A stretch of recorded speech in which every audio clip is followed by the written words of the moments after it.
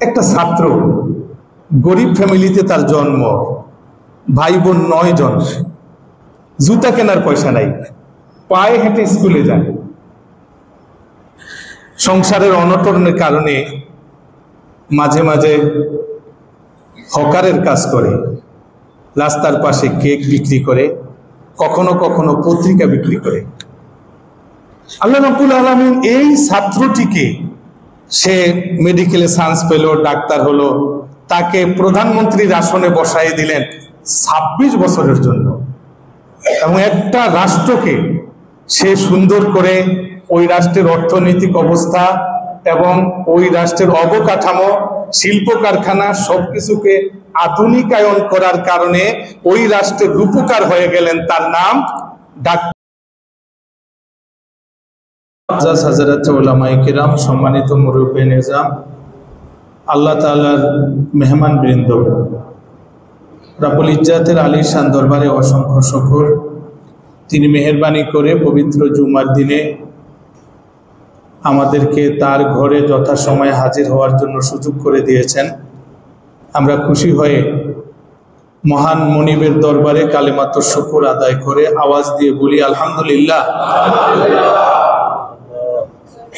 সম্মানিত হাজিরিন, আপনাদের খেদমতে কোরআনে হাকিম থেকে একটু আয়াত তেলাওয়াত করা হয়েছে। আমরা এই আয়াতে কারিমাকে সামনে নিয়ে আজকের আলোচনা উপস্থাপন করতে যাচ্ছি। আল্লাহ রাব্বুল আলামিন ইখলাসের সাথে বলার, মনোযোগ দিয়ে শ্রবণ করার, বক্তা শ্রোতা আমাদের সকলকে আমল করার তৌফিক দান করেন। কবির ভাষায়, নমি গোয়ম কে আজ দুনিয়া জুদা বশম, নমি গোয়ম কে আজ দুনিয়া জুদা বাস, বাহার কারে কে বাসি বা খুদা বাস, বাহার কারে কে বাসি বা খুদা বাস। ইসলাম মানুষকে এই কথা বলে না যে একজন মানুষ সব কাজ বাদ দিয়ে দরজা বন্ধ করে 24 ঘন্টা তাসবিহ নিয়ে বসে থাকুক। ইসলাম বলে যে একজন মুসলমান সমাজের সব কাজ করবে, এমনভাবে করবে যাতে তার সমাজের কাজটা ইবাদতে পরিণত হয়ে যায়। আজকের বিশ্বে একটা সমস্যা যা প্রবল আকার ধারণ করেছে, জানি আমরা আজকে আলোচনা করতে যাচ্ছি, সেটা হচ্ছে শান্তির লাগে আজ কুল দুনিয়ার দিশেহারা মানুষেরা করে হাহাকার। আজকের বিশ্বে একটা জিনিসের সবচেয়ে বেশি অভাব, সেটা হচ্ছে শান্তি। আমরা প্রতিনিয়ত শুনতে পাই কোথাও অত্যাচার চলছে, অবিচার, জুলুম, নির্যাতন, নিপীড়ন ইত্যাদি। শান্তির অন্বেষায় হন্যে হয়ে মানুষ ছুটে বেড়াচ্ছে কি করে একটু শান্তির পরিবেশ পাওয়া যায়। সম্মানিত হাজিরিন, এই জন্য কোরআন শরীফের মধ্যে কমপক্ষে 10 বার এতেবার এবং ইবরাত, মানুষকে উপদেশ গ্রহণ করার জন্য আল্লাহ তাআলা বলেছেন। অর্থাৎ আমরা ইতিহাস পড়ি, ইতিহাস পড়াই, ইতিহাস রচনা করি, ইতিহাসের সাক্ষী হই, কিন্তু ইতিহাস থেকে শিক্ষা গ্রহণ করি না। আমাদের আজকের বিষয়বস্তু হচ্ছে ইতিহাস থেকে শিক্ষা গ্রহণ করা। আমরা যখন যা শরীয়ত থেকে জানবো তা থেকে শিক্ষা গ্রহণ করা। আর এই প্রসঙ্গে আল্লাহ রাব্বুল আলামিন কোরআন শরীফের মধ্যে স্পষ্ট ভাষায় ঘোষণা করেছেন, ফাতাবিরু ইয়া উলিল আবসার, তোমরা যারা জ্ঞানী মানুষ, যাদের চক্ষু আছে, তোমরা উপদেশ গ্রহণ করো, শিক্ষা গ্রহণ করো। আর উপদেশ গ্রহণ করা, ইতিহাস থেকে শিক্ষা নেওয়া একজন মুসলমানের জন্য শরঈভাবে ওয়াজিব। ওয়াজিব, শিক্ষা নিতেই হবে, গ্রহণ করতেই হবে। আল্লাহ রাব্বুল আলামিন কোরআন শরীফের মধ্যে ঘোষণা করেন, ওয়ালা তাহসাবান্নাল্লাহা গাফিলান আম্মা ইয়ামালুজ জালিমুন বিমা ইয়ামালুজ জালিমুন। কি হে নবী, লা তাহসাবান্নাল্লাহা গাফিলান আম্মা ইয়ামালুজ জালিমুন, আপনি মনে করবেন না হে পৃথিবীর মানুষেরা, তোমরা মনে করো না জালেমরা কোথায় কি করে আল্লাহ তাআলা তা জানেন না, আল্লাহ তাআলা এই ব্যাপারে খবর রাখেন না, তা নয়। আয় লা ইয়ালামুল্লাহু বিমা ইয়াসনাউনা মিনাজ যুলমি লা তাযুন, আপনি মনে করবেন না ওরা কোথায় কি জুলুম করতেছে আল্লাহ তা জানেন না। কোথায়? কাকাতলিল আবরিয়া, কোন নিরপরাধ মানুষকে কোথায় হত্যা করা হচ্ছে, ও আখযে আমওয়ালিন নাস বিল বাতিল, অন্যায়ভাবে কোন মানুষের সম্পদকে আত্মসাৎ করা হচ্ছে, এবং কোথায় মানুষের অধিকারকে পদদলিত করা হচ্ছে, অধীনস্থ ব্যক্তিকে তার অধিকার থেকে বঞ্চিত করা হচ্ছে। এই বিষয়গুলো আল্লাহ দেখেন না, জানেন না, খবর রাখেন না, এমনটা মনে করা যাবে না। আল্লাহ রাব্বুল আলামিন কোরআন শরীফের আরেক আয়াতের মধ্যে ঘোষণা করতেছেন, অতিলকাল আইয়াম নুদাউলুহা বাইনান নাস, আয়ে কাদাল্লাহু সুবহানাহু বিআন্না হাযিহিল আইয়াম দুলা বাইনান নাস ফায়ানশাউ বা'দুন নাস গানিয়ান ফায়ুসবিহু গানিয়ান ওয়া ইউমসি ফাকিরা। আল্লাহ তাআলা বলেন, এই জগৎটাকে আমি ঘুরাই, এক অবস্থায় রাখি না। আজকে যেই মানুষটি চেয়ারে আছে, কালকে চেয়ার খালি হবে, আরেকজন বসবে। আমি এটাকে ঘুরাই দেই। এজন্য ইউসবিহু গানিয়ান ইউমসি ফাকিরান, এমন মানুষ আছে সকালবেলায় ধনী, সন্ধ্যাবেলায় ফকির। এমন মানুষ আছে ইউসবিহু সহিহান, সকালবেলায় পূর্ণ সুস্থ, ইউমসি সাকিমান, সন্ধ্যাবেলায় হসপিটালে তার সিট, সে অসুস্থ হয়ে গেছে। সকালবেলায় নেতা, সন্ধ্যাবেলায় অধীনস্থ ব্যক্তি।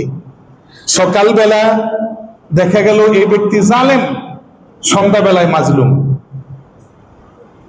আল্লাহ রাব্বুল আলামিন মুকাদ্দিরুল আরযাক, এই পৃথিবীর মানুষের রিজিক আল্লাহ তাআলার কুদরতি হাতে। তিনি যাকে ইচ্ছা সম্মান দান করেন, যাকে ইচ্ছা অপদস্থ করেন, যাকে ইচ্ছা দেন, যার থেকে ইচ্ছা কেড়ে নিয়ে যান। এজন্য ইরশাদ হচ্ছে বিসমিল্লাহির রহমানির রহিম, কুলিল্লাহুম্মা মালিকাল মুলক তুতিল মুলকা মান তাশা, আপনি যাকে ইচ্ছা রাজত্ব দেন, ওয়া তানজিউল মুলকা মিম্মান তাশা, যার থেকে ইচ্ছা রাজত্ব ছিনিয়ে নিয়ে যান, ওয়া তুইজ্জু মান তাশা ওয়া তুযিল্লু মান তাশা, যাকে ইচ্ছা ইজ্জত দেন, যাকে ইচ্ছা ইজ্জত তার হরণ করে নিয়ে যান। এই কথাটাই কবি তার ভাষায় বলেছেন, গাহ গাদারা মুলক বখশি গাহ শাহেরা চুগাদা, গাহ গাদারা মুলক বখশি গাহ শাহেরা চুগাদা, আজবরায়ে নিমনানে দরবদর হায়রা কুনি। ওই বলেছেন যে আল্লাহ যদি ইচ্ছা করেন রাস্তার মানুষকে সিংহাসনে বসায় দিতে পারেন, আবার যদি ইচ্ছা করেন সিংহাসনের মানুষকে রাস্তায় নামায় দিতে পারেন। হাজারো উদাহরণ আমাদের চোখের সামনে আছে। একটা ছাত্র, গরিব ফ্যামিলিতে তার জন্ম, ভাই বোন 9 জন, জুতা কেনার পয়সা নাই, পায়ে হেঁটে স্কুলে যায়। সংসারের অনটনের কারণে মাঝে মাঝে হকারের কাজ করে, রাস্তার পাশে কেক বিক্রি করে, কখনো কখনো পত্রিকা বিক্রি করে। আল্লাহ রাব্বুল আলামিন এই ছাত্রটিকে, সে মেডিকেলে চান্স পেল, ডাক্তার হলো, তাকে প্রধানমন্ত্রীর আসনে বসাই দিলেন 26 বছরের জন্য, এবং একটা রাষ্ট্রকে সে সুন্দর করে ওই রাষ্ট্রের অর্থনৈতিক অবস্থা এবং ওই রাষ্ট্রের অবকাঠামো, শিল্প কারখানা সবকিছুকে আধুনিকায়ন করার কারণে ওই রাষ্ট্রের রূপকার হয়ে গেলেন। তার নাম ডাক্তার মাহাথির মোহাম্মদ, মালয়েশিয়ার রূপকার। এই লোকের যে জীবনে এত সাধারণ অবস্থা ছিল তা কিন্তু বোঝা মুশকিল। আবার এমন মানুষ আছে যে সোনার চামচ নিয়ে জন্মগ্রহণ করেছে, ছোটবেলা থেকে শুধু নেতৃত্বই দেখেছে, কিন্তু দিন এসেছে তার নিজের সাজানো অট্টালিকা, দৃষ্টিনন্দন তার বাসগৃহ, তার সুন্দর বাগান বাড়ি সবকিছু ছেড়ে দিয়ে তাকে চলে যেতে হয়েছে। এমনকি তার নিজের মাতৃভূমি তার নিজের জন্য কবর হবে কিনা সেই গ্যারান্টিও নাই। আবার এমন রাজা বাদশাহ আছে, তাকে অভিশপ্ত হয়ে আল্লাহর গজবের শিকার হয়ে মৃত্যুবরণ করতে হয়েছে, তার অট্টালিকা দাঁড়িয়ে আছে, তার সুরম্য বালাখানা দাঁড়িয়ে আছে, তার বাগান বাড়ি দাঁড়িয়ে আছে পৃথিবীতে সাক্ষী হিসাবে। আল্লাহ রাব্বুল আলামিন ঘোষণা করেন, কাম তারাকু মিন জান্নাতিন ওয়া উয়ুন ওয়া যুরু'in ওয়া মাকামিন কারীম ওয়া না'মাতিন কানু ফিহা ফাকিহিন। আল্লাহ বলেন, কত বাগান, অট্টালিকা, কত সুন্দর ওদের কৃষিকাজ, কত সুন্দর ওদের বৈঠকখানা, এই সব ছেড়ে দিল, সব রয়ে গেছে, শুধু ওরা নাই। আমি চেষ্টা করতেছি স্বল্প সময়ে বিষয়টিকে সমাপ্ত করার দিকে যেভাবে যাওয়া যায়। বিভিন্ন তাফাসির, বিশেষ করে তাফসিরে তবারি এবং অন্যান্য তাওয়ারিখের মধ্যে এসেছে সাদ্দাদ ইবনে আদের কথা। সাদ্দাদ ইবনে আদ, আল্লাহ তাআলা কোরআন শরীফের মধ্যে বলেন, ইরমা যাতিল ইমাদ আল্লাতী লাম ইউখলাক মিসলুহা ফিল বিলাদ। এই জাতির মতো পৃথিবীতে আর কোনো জাতি ছিল না, এদের কারুকার্য খচিত কাজ। সাদ্দাদ বাদশাহ ছিল, তোয়াগিয়ান, জালেমান, জাব্বারান, অত্যাচারী, নিষ্ঠুর। অকাদ ইস্তাহারা ফি কিবরিয়াহি ওয়া জাবারুতিহি, অহংকারের জন্য চারদিকে তার নাম ছিল যে একটা অহংকারী শাসক। ঘোষণা করলো যে আল্লাহ পরকালে যে বেহেশত দিবেন, আমিও একটা বেহেশত বানাবো। সে একটা বেহেশত তৈরি করবে। কোথায়? সে শুনলো যে আল্লাহ তাআলা বেহেশতের মধ্যে কি কি নিয়ামত রেখেছেন, এই কথা শোনার পর বলল যে আমিও করব, মানুষ যাতে বলে যে আমিও বেহেশত তৈরি করতে পারি। তাফসীরের মধ্যে এসেছে তখনকার সময়ে অসংখ্য কর্মচারী 300 বছর পর্যন্ত কাজ করেছে।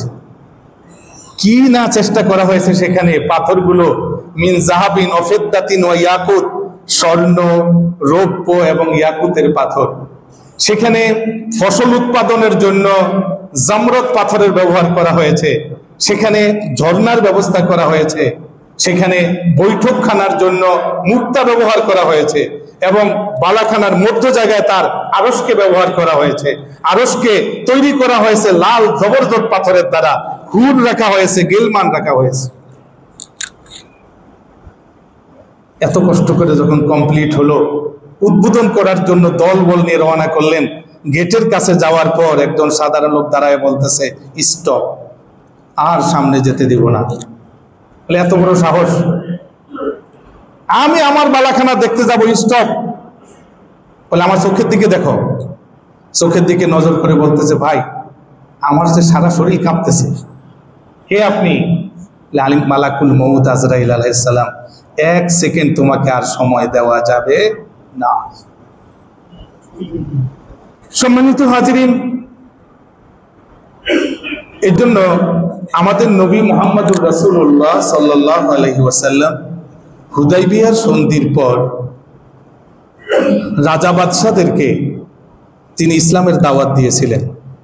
কোনো সাধারণ রাজা বাদশাহ নয়, তৎকালীন বিশ্বে যারা সবচাইতে প্রভাবশালী, প্রতাপশালী, সবচাইতে বেশি যাদের নাম ছড়িয়েছিল, এই সকল বাদশাদেরকে তিনি চিঠি দিয়েছেন। যেমন পারস্য সম্রাট, রোম সম্রাট, ইথিওপিয়ার রাজা নাজ্জাশী, মিশরের প্রেসিডেন্ট, তখনকার সময় বাহরাইনের প্রেসিডেন্ট, ইয়ামামার প্রেসিডেন্ট, আম্মানের প্রেসিডেন্ট, এদেরকে চিঠি দিয়েছিলেন। আমি হয়তো 2-1টি চিঠির কথা আলোচনা করব এবং আমরা সেখানে কি উপদেশ পাই আমরা চেষ্টা করব দ্রুত এগিয়ে যাওয়ার। পারস্য সম্রাট কেসরা ইবনে হরমুজ, পারভেজ ইবনে হরমুজ নওশেরওয়া, পারস্য সম্রাট কেসরা তার উপাধি, তার কাছে চিঠি নিয়ে আমার নবী পাঠালেন আব্দুল্লাহ ইবনে হুযাফা আস-সাহমিকে রাদিয়াল্লাহু তাআলা আনহু। পারস্য সম্রাটের কাছে চিঠি দেওয়া হলো। চিঠির মধ্যে কি লেখা? বিসমিল্লাহির রহমানির রহিম মিন মুহাম্মাদিন রাসূলিল্লাহ ইলা কেসরা ফারিস। সালামুন আলা মানিত্তাবাল হুদা আম্মা বাদ আদউকা বিদিয়ায়াতিল ইসলাম আসলিম তাসলাম ওয়া ইল্লা আলাইকা ইসমুল মাজুস। এই পর্যন্ত চিঠির লেখা। বিসমিল্লাহির রহমানির রহিম। মুহাম্মাদুর রাসূলুল্লাহ সাল্লাল্লাহু আলাইহি সাল্লামের পক্ষ থেকে পৃথিবীর মোড়ল পরাশক্তি সম্রাট পারস্য সম্রাট কিসরার কাছে ডাইরেক্ট সালাম নয়, যেহেতু মুসলিম। সালামুন আলা মানিত্তাবাল হুদা আম্মা বাদ আদউকা বিদিয়ায়াতিল ইসলাম, আমি তোমাকে ইসলামের দাওয়াত দিতেছি। আসলিম তাসলাম, শান্তি যদি পেতে চাও আর কোথাও নাই, শুধু ইসলামে শান্তি আছে। ফাইন আবাইতা, যদি ইসলাম গ্রহণ করতে অস্বীকার করো, ফাইন্না আলাইকা ইসমুল মাজুস, তোমার কারণে যে সকল অগ্নি পূজক ইসলাম গ্রহণ করতে পারলো না, সকলের পাপের ভার তোমার মাথায়। কিসরা, যে পৃথিবীর মধ্যে নিজকে পরাশক্তি, সেরা শক্তি, সুপ্রিম পাওয়ার, সুপার পাওয়ার মনে করে, তার হাতে যখন চিঠিটা গেল, সে খুব নাখুশ হয়ে গেল, ক্রোধান্বিত হয়ে গেছে। এক নাম্বার, চিঠিটার মধ্যে প্রথমে যার নাম লেখা তিনি হলেন মুহাম্মাদুর রাসূলুল্লাহ সাল্লাল্লাহু আলাইহি ওয়াসাল্লাম, আর দ্বিতীয় যার নাম লেখা সে হলো পারস্য সম্রাট কিসরা। সহ্য করতে পারলো না যে কেমন করে আমার আগে মুহাম্মদের নাম হয়। সে বলল যে দেখো, এভাবে আমার কাছে চিঠি লিখেছে, সে তো আমার গোলাম, মুহাম্মদ সাল্লাল্লাহু আলাইহি ওয়াসাল্লাম আমার গোলাম। এই কথাটা বলে চিঠিটাকে কয়েকটা টুকরা করে ফেলেছে। মুহাম্মাদুর রাসূলুল্লাহ সাল্লাল্লাহু আলাইহি সাল্লামের কাছে যখন সংবাদ পৌঁছেছে, আল্লাহ নবী বলেন, আল্লাহুম্মা মাযযিক মুলকাহু, আল্লাহ ওর বংশ, ওর রাজ্যকে তুমি টুকরা টুকরা করে দাও। ফাস্তাজাব আল্লাহু দুআহু, আল্লাহ দোয়া কবুল করেছেন। কারণ ওর রাজত্ব জমিনে, আর আমার নবীর রাজত্ব কি কেবল জমিনে? আমার নবী জমিনে কথা বলেন, আরশ পর্যন্ত চলে যায়। কাজ হয়ে গেছে। কিছুদিন পর রাজত্বের লোভে তার ছেলে তাকে হত্যা করেছে। শেরওয়াই ছেলে প্রেসিডেন্ট ছিল 1 বছরের কম। এরপরে ক্ষমতা দখল করলো ছেলের ঘরের নাতি। তার হাতে ছিল, ছেলের কাছে ছিল 6 মাস, নাতির কাছে ছিল 1 বছরের কম। এরপরে কায়েদুল আসকার, সামরিক বাহিনীর প্রধান, সে জবরদখল করলো ক্ষমতা, তার হাতে ছিল 40 দিন। এরপরে প্রথম মেয়ে, এরপরে দ্বিতীয় মেয়ে, এরপরে নাতিন।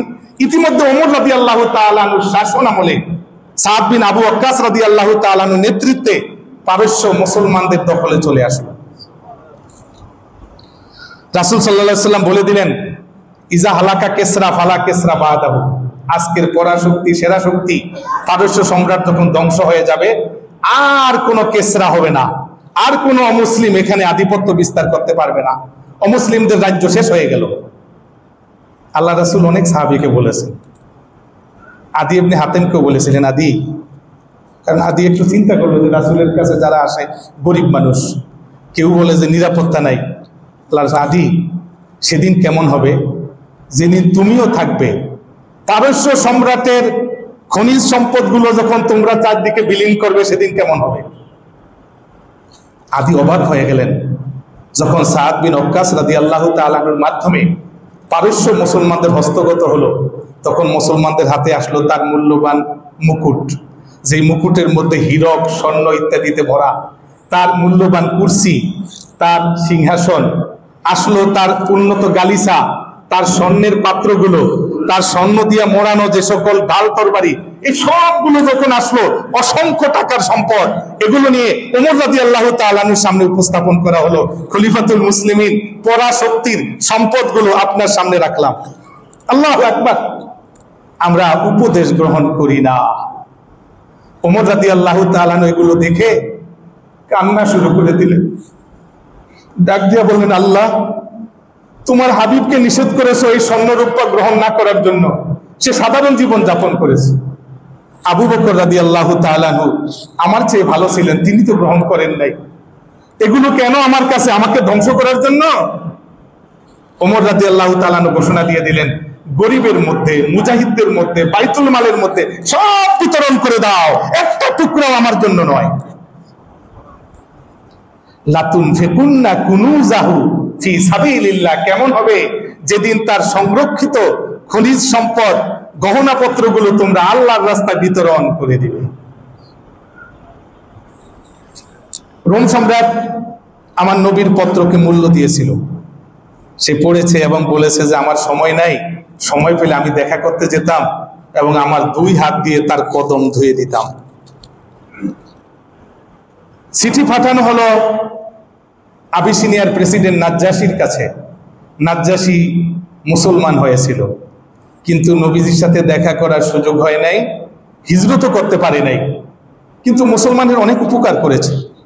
এই জন্য নাজ্জাশি ইন্তেকাল করার পর আমার নবীজি বললেন যে তোমাদের ভাই নাজ্জাশি ইন্তেকাল করেছে, তার গায়েবানা জানাজা হবে। শুধু একজন ব্যক্তির গায়েবানা জানাজা হয়েছে আমার নবীর জীবনে, মোট একজন, সে হলো আবিসিনিয়ার প্রেসিডেন্ট নাজ্জাশি, আর কারণ না।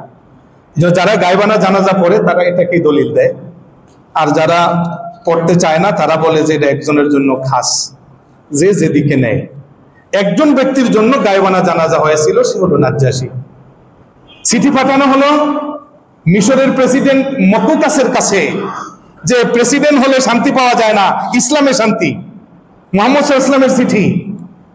মকুকাস বলল যে আমি জানতাম একজন নবী আসবেন, আমি ভাবছিলাম সামদেশ থেকে আসবেন, তো ঠিক আছে, যেহেতু নবী তাকে সম্মান দিতে হবে। মুসলমান হয় নাই, কিন্তু 2টা বাদী, কিছু মূল্যবান কাপড় আর একটা খচ্চর হাদিয়া হিসেবে পাঠিয়ে দিল। 2টা বাদীর মধ্যে একটা খুবই সুন্দরী ছিল, কারণ সে ছিল ফেরাউনের বংশধর, কিপ্তি, তার নাম মারিয়া কিপ্তিয়া। এর ঘরে নবীজির ছেলে ইব্রাহিম জন্মগ্রহণ করে।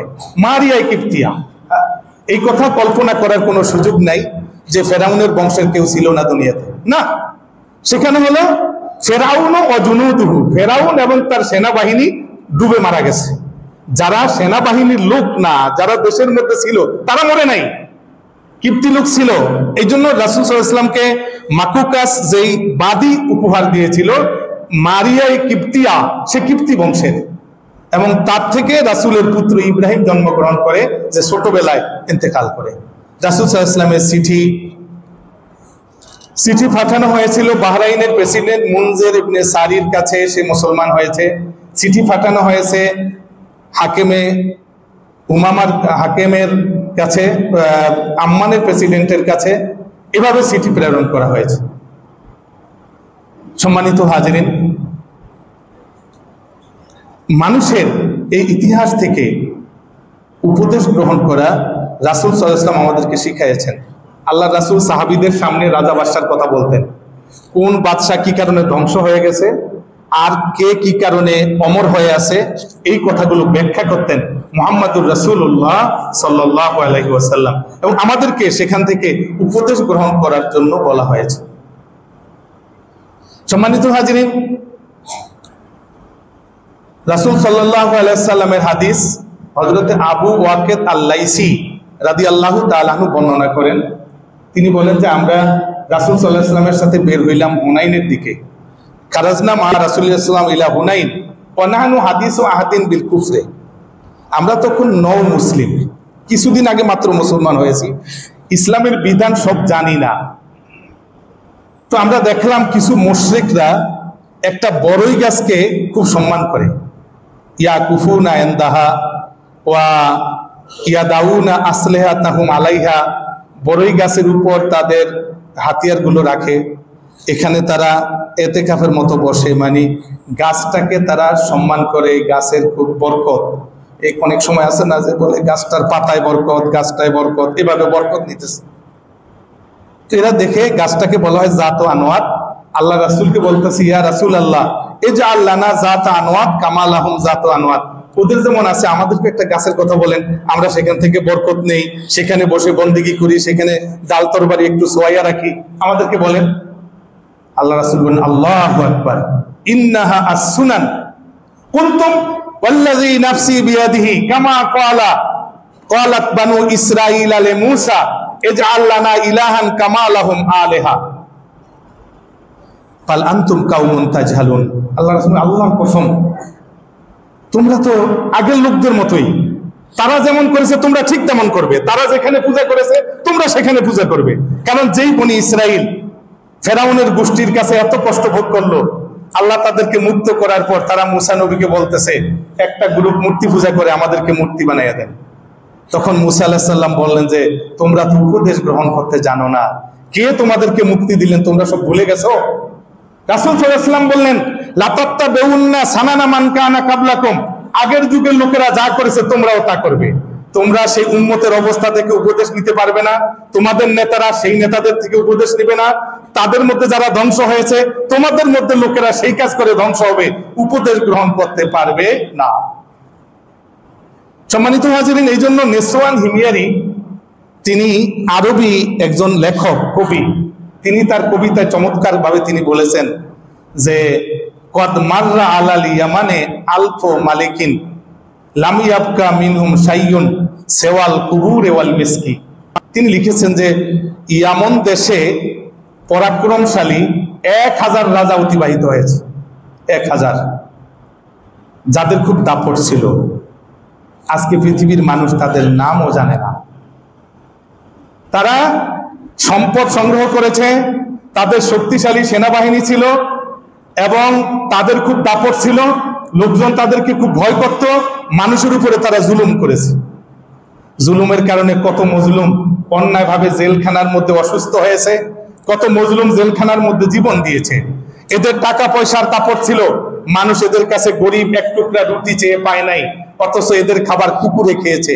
এদের টাকা পয়সার অভাব ছিল না, কিন্তু একজন মানুষ তার সন্তানের ইজ্জত নিবৃত করার জন্য এদের কাছে এক টুকরা কাপড় পায় নাই, অথচ এরা এদের টাকা খরচ করেছে গানের জন্য, বাদ্যের জন্য, হারাম কাজের জন্য, মদ পান করার জন্য।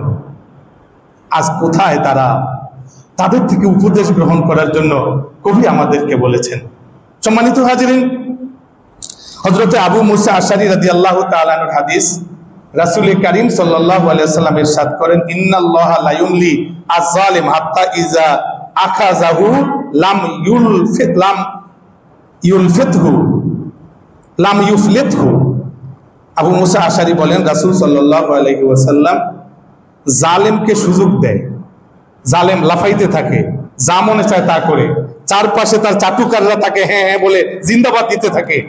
আমার রাসূল বলেন, কিন্তু আল্লাহ ছাড় দেন, ছেড়ে দেন না, ছাড় দেন, ছেড়ে দেন না। হাত্তা ইযা আখাযাহু, আল্লাহ যখন ধরেন তখন একটা মুহূর্ত আর অবকাশ দেন না।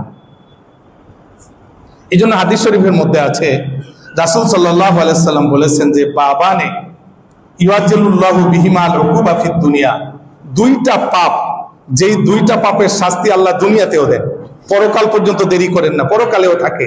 দুইটার মধ্যে একটা হলো জুলুম, আরেকটা হলো বাবা মার নাফরমানি করা। সম্মানিত হাজিরিন, আমরা আরেকটি হাদিস আলোচনা করব, তিরমিজি শরীফের হাদিসটি থেকে আমরা কিছু উপদেশ নেওয়ার চেষ্টা করব। হাদিস বর্ণনাকারী সাহাবী হলেন সাওয়াদ ইবনে গুজাইয়া আল আনসারী রাদিয়াল্লাহু তাআলা আনহু। খেয়াল করতে হবে, হযরত সাওয়াদ ইবনে গুজাইয়া রাদিয়াল্লাহু তাআলা আনহু বলেন, লাম্মা কানা ইয়াউম বদর, বদরের যুদ্ধের দিন রাসূল সাল্লাল্লাহু আলাইহি ওয়াসাল্লাম আমাদের কাতার সোজা করতেছেন। সৈন্যদের কাতার থাকে, সেনাবাহিনী দেখবেন ওরা যখন ট্রেনিং দেয় একসাথে বন্দুক ধরে, একসাথে শুয়ে পড়ে, একসাথে বসে, একসাথে আগায়, মনে হয় যেন যন্ত্র। ঠিক রাসূল সাল্লাল্লাহু আলাইহি ওয়াসাল্লামের যুগে সৈন্যদেরকে আল্লাহ রাসূল এভাবে দাঁড় করাইতেন, সমানভাবে দাঁড়াতে হবে, সমানভাবে এগুতে হবে। তো রাসূল সাল্লাল্লাহু আলাইহি ওয়াসাল্লাম কাতার সোজা করতেছেন যুদ্ধের মাঠে। সাওয়াদ ইবনে গুজাইয়া রাদিয়াল্লাহু তাআলা আনহু বলেন যে ফামাররা বিনা, রাসূল সাল্লাল্লাহু আলাইহি ওয়াসাল্লাম আমার পাশ দিয়ে যাচ্ছিলেন। ওয়াকানা মুতাকাদ্দিমান আলা সাফ, তখন সাওয়াদ ইবনে গুজাইয়া সে কাতারের বরাবর নাই, সে একটু সামনে। তো আল্লাহ রাসূল বললেন যে সাওয়াদ কাতারের বরাবর আসো, সে শুনে না। আরেকবার বললেন বরাবর আসো, সে শুনে না। ফাতওয়ানাহু রাসূলুল্লাহ সাল্লাল্লাহু আলাইহি ওয়াসাল্লাম ফি বাতনিহি বিউদিন ফি ইয়াদিহি, আল্লাহ রাসূলের হাতে ছোট্ট একটা লাঠি ছিল, কারণ তিনি তো কমান্ডার, যুদ্ধ পরিচালনা করতেছেন। লাঠি দিয়ে ওই সাওয়াদের পেটের মধ্যে একটু গুতা মারছেন। এর বলেন ইস্তাওয়া ইয়া সাওয়াদ, সাওয়াদ কাতারে সোজা হয়। সাওয়াদ বলতেছে, ইয়া রাসূলুল্লাহ আওজাতানি ওয়াকাদ বাসাকাল্লাহু বিল হক্কি ওয়াল আদলি, হে আল্লাহর রাসূল ব্যথা পাইছি, আপনি আমাকে কষ্ট দিলেন, অথচ আল্লাহ তাআলা আপনাকে পাঠাইছেন হক নিয়ে, ন্যায় পরায়ণতা নিয়ে, ইনসাফ নিয়ে। আপনি আমাকে কষ্ট দিলেন। আল্লাহু আকবার। বদরের যুদ্ধে কি কষ্ট দিলেন আল্লাহ রাসূল? তাকে জেল দিয়েছেন, কয়েকটা ব্যাট মেরেছেন, নাকি বলেছেন যে আমার কথার উপরে কথা বলো, কার সাথে কথা বলো জানো, এসব বলেছেন? আমাদের নেতারা অধীনস্থ লোক তার সাথে সেলফি তুলবে, নেতা থাকবে সামনে, অন্যরা থাকবে পিছনে, নেতার আগে আগে হাঁটা যাবে না, নেতার সাথে বেশি কথা বলা যাবে না। প্রেসার দিয়ে আইনের মাধ্যমে অধীনস্থ লোকদেরকে নেতার অনুগত করতে বাধ্য করবে। আমার নবী কখনো এটা করে নাই। নবী অধীনস্থ লোকদেরকে স্বাধীনতা দিয়ে তাদের কলব জয় করেছেন, হৃদয় জয় করেছেন, শাসন দিয়ে তাদের দেহ জয় করেন নাই। সাওয়াদ তুমি কি বলো? বলে আওজাতানি ইয়া রাসূলুল্লাহ, আল্লাহ রাসূল আমাকে কষ্ট দিয়েছেন। কি চাও? আমি প্রতিশোধ নিতে চাই। আল্লাহু আকবার। বদরি সাহাবী সব বেহেশতি মানুষ, অনেক উচ্চ মর্যাদার। যুদ্ধ চলতেছে, যুদ্ধ শুরু হবে, এখানে প্রতিশোধ নিতে চায়। আল্লাহু আকবার। রাসূল সাল্লাল্লাহু আলাইহি ওয়াসাল্লাম বললেন ঠিক আছে, প্রতিশোধ নাও। এই হইল নেতার অধীনস্থ লোক। আপনি যদি কোনো নেতা আপনার উপর জুলুম করে, আপনি যদি বলেন যে প্রতিশোধ নিতে চাই, আপনি আমাকে একটা থাপ্পড় দিয়েছেন, আপনার আরেকটা থাপ্পড় দিয়ে দেই, দেখবেন যে নেতা আপনার কেমন করে, ইসলাম অনুযায়ী কথা বলে না কি অনুযায়ী কথা বলে। নেতা আপনার সম্পদ গ্রহণ করেছে, আপনি বলেন যে আপনার সম্পদও আমি নিতে চাই। নেতা আপনার উপর রাগ করেছে, আপনি বলেন যে আপনার কথাটা আরেকটা রাগ হয়ে একটা গালি দিয়েছেন, আপনাকে আরেকটা গালি দিতে চাই। দেখেন নেতা কি বলে, শরীয়ত তো এটাই বলে। যত বড় নেতাই হোক, অন্যভাবে একটা গালি দিলে আরেকটা গালি তার খাইতে হবে, অন্যভাবে একটা থাপ্পড় দিলে আরেকটা থাপ্পড় তার গালের মধ্যে দিতে হবে। শরীয়ত তো এটাই বলে, এটাই তো ইসলাম। আল্লাহু আকবার। কিন্তু আমার রাসূল সাল্লাল্লাহু আলাইহি ওয়াসাল্লাম কি ছিলেন? তিনি ছিলেন অধীনস্থ লোকদের যখন ক্ষুধার্ত তখন নিজেও খাইতেন না, অধীনস্থ লোক যখন অসুস্থ তখন নিজে স্বাভাবিক থাকতেন না, তিনি তাদের অসুস্থতা অনুভব করতেন।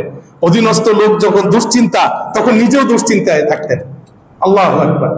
এজন্য মা আয়েশা বলেন, রাসূল সাল্লাল্লাহু আলাইহি ওয়াসাল্লাম যেদিন ইন্তেকাল করেছেন সেই দিনও আল্লাহ রাসূলের বল্লম 30 সা খাদ্যের বিনিময়ে এক ইহুদির কাছে বন্ধক রাখা হয়েছে। জাবের ইবনে আব্দুল্লাহ বলেন, খন্দকের যুদ্ধের সময় আমরা যখন মাটি কাটতেছি তখন রাসূল সাল্লাল্লাহু আলাইহি ওয়াসাল্লাম আমাদের সাথে মাটি টানতেছেন। এই হলো আমার রাসূল, নিজের মাথায় করে মাটি টানতেছেন। হাত্তা ওয়ারাল গোবারো জেলদাতা বাতনিহি, ধুলাবালি মাটি পড়ে রাসূল সাল্লাল্লাহু আলাইহি ওয়াসাল্লামের পেট মোবারকের উপরে কাভার হয়ে গেছে, ধুলাবালির একটা আলাদা কাভার পড়ে গেছে। আল্লাহু আকবার। সাহাবীরা বলেন আমরা কাজ করতেছি কিন্তু আমরা একটা পাথর কোদাল দিয়ে কাটতে পারতেছি না। তখন এসে বললাম যে ইয়া রাসূলুল্লাহ, এই অবস্থা, কুদিয়াতুন শাদীদাতুন সুলবাতুন, শক্ত একটা পাথর। আল্লাহ রাসূল বললেন আনা নাজিল, আমি কাটবো। আমরা তো আগে বুঝি নাই। যেই আল্লাহ রাসূল কোদাল নিয়ে গেলেন, কোদাল হাতে উপরে হাত উঠাইলেন, তখন নজর করে দেখি রাসূলের পেট মোবারকের মধ্যে পাথর বাঁধা। রাসূল কতদিন খান নাই আমরা জানি না, আমরা তো 3 দিন পর্যন্ত কোনো খাবার গ্রহণ করি নাই। খাবার দিয়া নয়, কাজ দিয়ে সকলের হৃদয় জয় করেছেন যে আমার রাসূল নিজে খান নাই। সাহাবায়ে কেরাম তখন নিজেদের খাবারের কথা ভুলে গেছেন। সাওয়াদ বলতেছি ইয়া রাসূলুল্লাহ, আমি প্রতিশোধ নিব। আল্লাহ রাসূল বললেন এই নাও আমার ছড়ি। বলে ইয়া রাসূলুল্লাহ, আপনি যখন আঘাত করেছেন তখন আমার এই পেটটা খালি ছিল, আপনার পেটের উপরে এখন কাপড় আছে। আল্লাহ রাসূল পেট মোবারক থেকে কাশাফা আন বাতনিহি, কাপড় চাদর সরাই নিলেন। তখন সাওয়াদ কাছাকাছি গিয়ে পেট মোবারকে একটু চুমু দিলেন। আল্লাহ নবী বললেন, সাওয়াদ মা হামালাকা আলা হাযা, এটা করলা কেন? বলে ইয়া রাসূলুল্লাহ, কত্তারা মা হাজার, আপনি তো জানেন যুদ্ধ না মৃত্যু, যে কোনো সময় মারা যাইতে পারি, হয়তো আর আসবো না। তো আমার জীবনের সর্বশেষ যেই কাজটা হবে এই দুনিয়া, সেই কাজটা হলো আমার নবীকে একটা চুমু দিয়ে গেলাম। এটা আমার মনে চেয়েছিল, আর কিচ্ছু নাই ইয়া রাসূলুল্লাহ, এবার অনুমতি দেন, আমি আর মারা গেলে আমার আর কোনো টেনশন নাই। আল্লাহ রাসূল সাওয়াদকে দোয়া করে দিলেন। সম্মানিত হাজিরিন, রাসূল সাল্লাল্লাহু আলাইহি ওয়াসাল্লাম যোহরের নামাজ পড়তেছেন।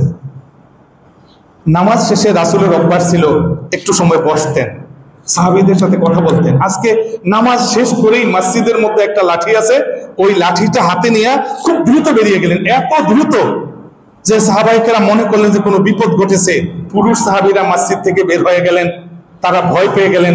একটু পরে আল্লাহ রাসূল আসলেন, এসে দেখেন সকলে আশ্চর্য যে কি হইল আজকে, রাসূল এরকম খুব দ্রুত বেরিয়ে গেলেন কেন? আল্লাহ রাসূল বললেন, সাহাবীরা কিছু না, আমার ঘরে এক টুকরা স্বর্ণ ছিল যেটা গরিবকে দিয়ে দেওয়ার কথা, তো আমি ভয় করলাম যে এই টুকরা স্বর্ণ ঘরে থাকতে যদি মারা যায়, এই জন্য আমি নামাজের পর দেরি করি নাই, তাড়াতাড়ি গিয়ে ওই স্বর্ণের টুকরাটা দান করার ব্যবস্থা করে আমি আবার তোমাদের কাছে চলে এসেছি। আমার সেই রাসূল সাল্লাল্লাহু আলাইহি ওয়াসাল্লাম যদি এই যুগের উম্মতগুলি দেখতেন, তিনি যদি দেখতেন যে মুয়াম্মার গাদ্দাফি তার নিজের একটা স্পেশাল বিমান আছে, যে বিমানটা টয়লেট ছিল স্বর্ণ দিয়ে তৈরি করা, তিনি যদি হুসনে মোবারকের বিলাসিতা দেখতেন, তিনি যদি এই যুগের আরবের রাজা বাদশাদের বিলাসিতা দেখতেন, তাহলে তিনি কি বলতেন? কি ছিল আমার রাসূলের জীবন, আর সেখান থেকে কি আমরা ইতিহাস থেকে শিক্ষা গ্রহণ করেছি জানি না। একটা ছোট্ট কথা বলি, যেহেতু আমাদের সময় কম। ওমর রাদিয়াল্লাহু তাআলা আনহুর সারা জীবন, ওমর রাদিয়াল্লাহু তাআলা আনহুর অভ্যাস ছিল তিনি কোনো আত্মীয় স্বজনকে সহজে চাকরি দিতেন না। ওমরের স্বভাব, কারণ মানুষ মনে করতে পারে যে আত্মীয়, ওই জন্য চাকরি দিয়েছেন। এমনকি তিনি তো ইন্তেকালের আগে বলছেন যে আমার ছেলে আব্দুল্লাহ আপনাদের পরামর্শ সবাই থাকতে পারবে, কিন্তু নেতা হইতে পারবে না, খলিফা হতে পারবে না, চেয়ারম্যান হতে পারবে না, এমপি হতে পারবে না, এটা আমার নিষেধ। কোনো আত্মীয় স্বজনকে তিনি সহজে বসাইতেন না, যাতে এই সন্দেহটা না আসে। তো এর মধ্যে একজন আত্মীয় এতটা মেধাবী, এতটা দক্ষ, চারদিকে মানুষের মুখে তার প্রশংসা, তার নাম হলো নোমান ইবনে আদি। বিভিন্ন মানুষের কথায় ওমর রাদিয়াল্লাহু তাআলা আনহু তাকে মাইসান নামে ইরাকের একটা গ্রামের নেতা বানাইছেন, ওই গ্রামের প্রধান। কিন্তু এই নোমান ইবনে আদি সে ছিল একজন সাহিত্যিক, কবি, মাঝে মাঝে কবিতা এবং আনন্দ তার পছন্দ ছিল। আপনারা জানেন যে যারা কবি সাহিত্যিক এরা মাঝে মাঝে কল্পনার পাখায় ভর করে কাল্পনিক কথা লেখে, এরা অনেক সময় খুব ফুর্তিতে থাকা এদের ভালো লাগে, এদের একটা আলাদা রুচি থাকে। তো নোমান ইবনে আদিকে যে মাইসানের মধ্যে নেতৃত্ব দেওয়া হয়েছে, ইরাকের মাইসান এলাকার মধ্যে মানুষের মধ্যে সাহিত্য চর্চা যেমন আছে, তেমন খেলাধুলা, গান বাদ্য ইত্যাদিরও চর্চা আছে। তো নোমান ইবনে আদি সম্বন্ধে রিপোর্ট আসলো, সে মাঝে মাঝে এভাবে এইসব প্রোগ্রামে বসে। উনি একদিন একটা কবিতা আবৃত্তি করতেছেন যে আলা হাল আতা আল হাসনা আন্না খালিলাহা বিমাইসান, কে আছো আমার স্ত্রী হাসনার কাছে সংবাদ দিবা, আমি মাইসানে আছি এবং এখানে আমি ফি জুজাজিন ও হান্তামি, পরিষ্কার পরিষ্কার পাত্র আছে, এখানে মদ পান করানো হয়। এরপরে উনি বললেন যে পরের অংশে যে লাআল্লা আমিরুল মুমিনিন ইয়াসুহু, তবে এই সংবাদ যদি আমিরুল মুমিনিন ওমর রাদিয়াল্লাহু তাআলা আনহুর কানে যায় তাহলে তিনি পছন্দ করবেন না। এর মধ্যে খবর চলে গেছে, জানেন যে আপনার আত্মীয় কি নাম, নোমান ইবনে আদি, সে কি করে, এইভাবে সে মদ পান করার কথা কবিতার মধ্যে আবৃত্তি করতেছে।